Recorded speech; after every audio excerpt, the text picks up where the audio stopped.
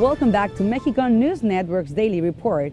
And if you want to keep informed on positive news about Mexico, visit us on www.mexiconewsnetwork.com, where you will find more about gastronomy, economy, green news, and much more. Remember, we are broadcasting from El Dorado Royal Spa Resort by Charisma. Mexico City is a massive metropolis, the largest in the Western Hemisphere, where 22 million people live in an area of 3,700 square miles. It is a vibrant, never-resting city, Mexico's capital and heart of Mexican culture, art, history, and politics. As many other large cities, it is also faced with large-scale problems, housing and traffic. That's where experts from Harvard's Graduate School of Design come in. Regarding the housing problem, the city needs at least 40,000 units a year, and half of them need to be in an affordable range of prices. The problem is that only 20,000 units actually get built.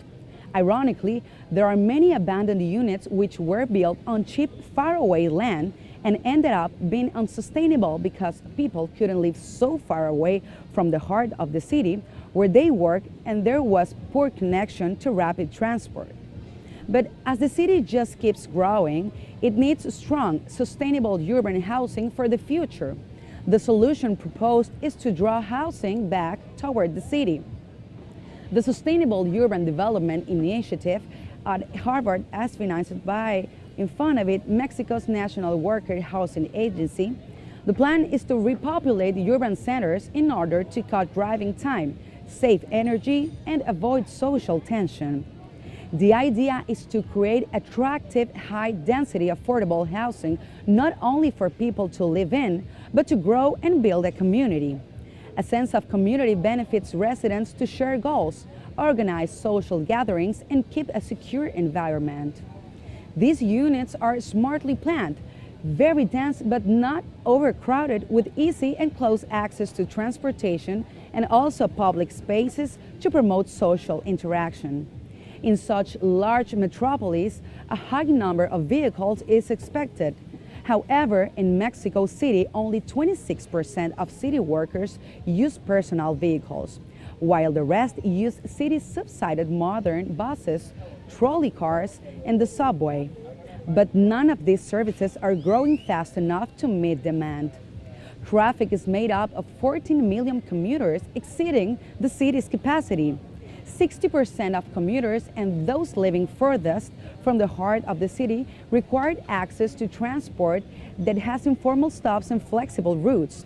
The long-term plan is to replace microbuses and cars with low-polluting buses with formal routes and transform avenues to reserve 2 lanes for buses. Another alternative is to reduce traffic congestion by sharing streets with pedestrians. In fact, some heavily transited streets have already become preambulatory corridors.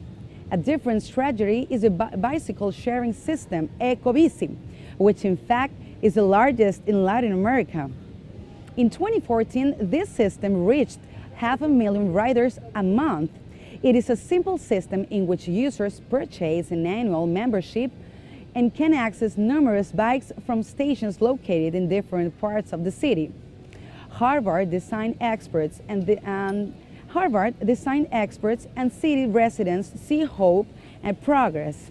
And as stated by Harvard architect and lecturer Jose Castillo, it is impossible to relocate 21 million people.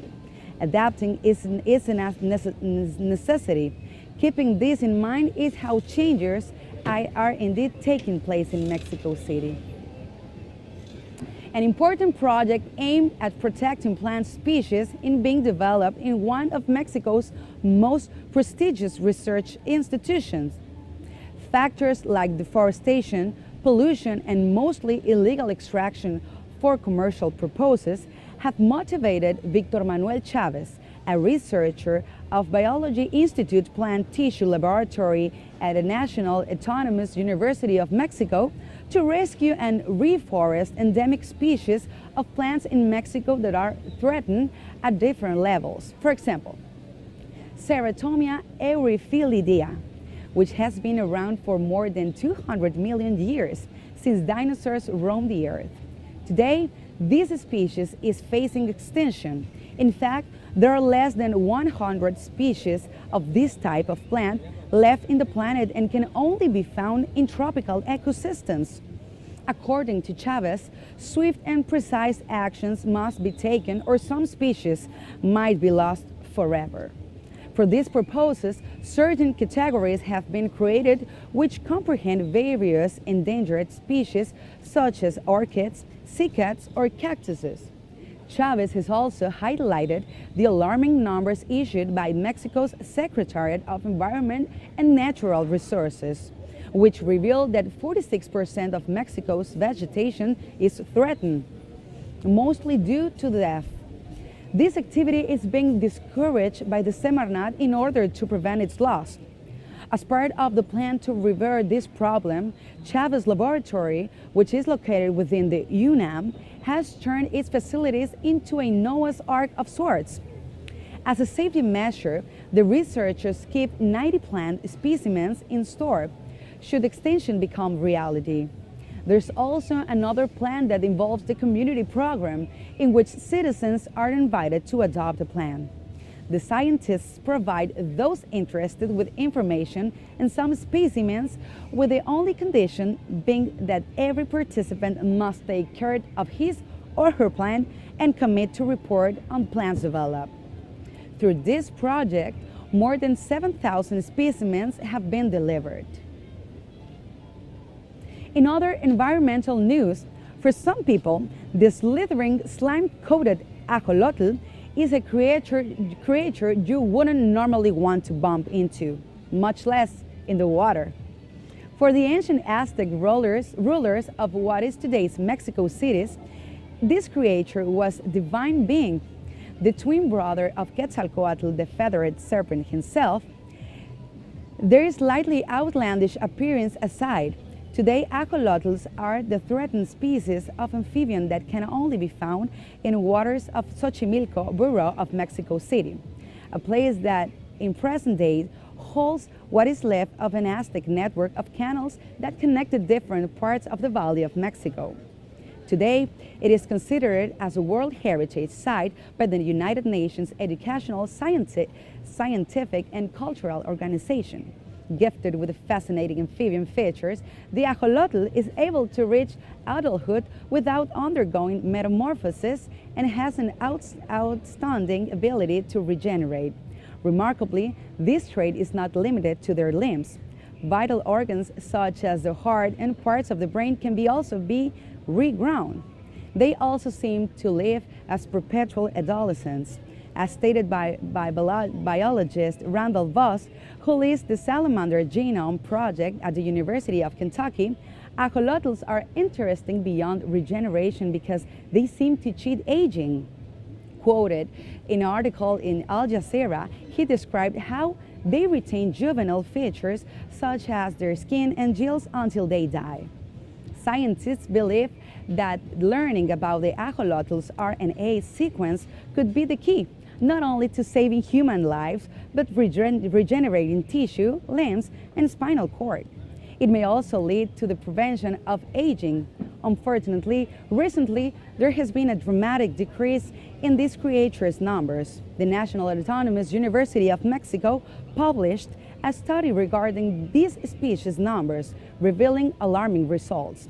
In 1998, the waters of Xochimilco held approximately 6,000 ajolotls per square kilometer. Only 10 years later, in 2008, the number of specimens found in the same habitat was reduced to only 100 per square kilometer. In 2014, there was in fact less than 1 per square kilometer. This appears to be the result of urbanization, water pollution, and invasion of exotic fish like carp and tilapia, introduced in the early 80s with intention of helping feed the local community. Awareness is growing among the local fishermen who are playing a crucial role in this species' survival by restoring an area flora and fauna, recovering trash from the canals, and cooperating with ecologists. Even though ajolotl's numbers have been critically reduced to a few specimens, there is still hope for this ancient relative of the ancient Aztec gods. Maybe saving the Mexican salamander will allow science to develop a way to prolong human life, perhaps even indefinitely. Well, I'm so happy to have this lovely couple. How are you? Fine, thank you. What's your name? My name's Hannah. Hannah and? Danny. Danny. Hannah and Danny. What do you think about this place? I think we've died and gone to heaven. Oh my God, yes. It's definitely paradise here. And when did you arrive? Last week, Thursday. Thursday. And when are you gonna leave? Tomorrow. Ooh, so this is your last day, almost Yes. your last day. Yeah. So obviously, have you tried the sea and the pool and the restaurants? What do you think about our restaurants? Oh, I can't believe the food is amazing. Mhm. It's fine dining on a daily basis. You don't find that in many resorts. And where are you from? London. London. Do you can find this in London? Not these type of resorts. Absolutely not. That's why we come here. All right, all right. And Danny, tell us something about your experience in this place. It's been good. It's been nice and relaxing, and lots of activities to do during the daytime as well. So it's kind of fun and relaxing and Ooh, just that's chilling out. great. Yeah. Are you on a honeymoon or We're on a baby moon. a baby moon? Ooh, Yes. I haven't heard that number. Last that name. holiday before baby comes. Okay. Okay. Perfect. So, what do you think? Obviously, you saw me in saying the news. Yes. But what do you think that we have a TV set here? I find it fascinating, actually. Okay, Mexico News Network, we only say positive news about Mexico, because on the news you always hear something bad things about Mexico, about other countries, but our purpose is to say positive things about Mexico. What do you think about that? It's great. It's necessary, because of course every country has their problems, but you have so much else to offer to the rest of the world, and I just read today in the newspaper that Mexico is coming. It's now in the top 10 of countries to visit for tourists, which is fantastic. And we news. have to say that Absolutely. to all the world. there's all these animals you can see, just walking at the iguanas, and I mean, it's something you can't get very often. Yeah. It's almost like a once in a lifetime opportunity. I think everybody should at least Well, come to maybe Mexico not once. once in a lifetime. You can come Oh again. yeah, sure, that's true. Yes, With we a hope baby. to come again. Yes, absolutely. Okay, it was a pleasure. Have a great time in your last day here at Del Dorado Royal Spa Resort by Charisma, and it was a pleasure, guys. Gracias. Thank you. Okay. And we're gonna be back with more information on Mexico and Riviera Maya after these brief messages. Stay tuned.